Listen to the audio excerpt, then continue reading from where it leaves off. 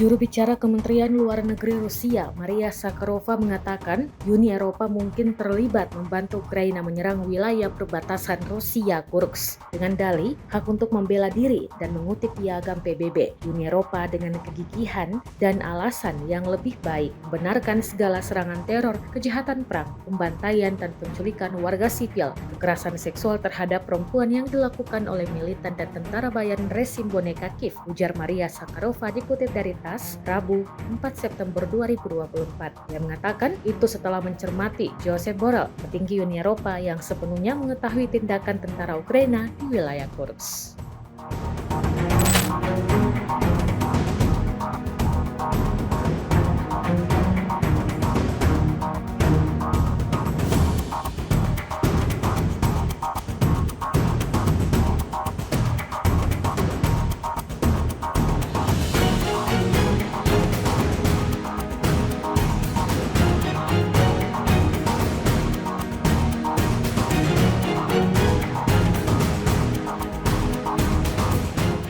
Download Tribun X sekarang, menghadirkan lokal menjadi Indonesia.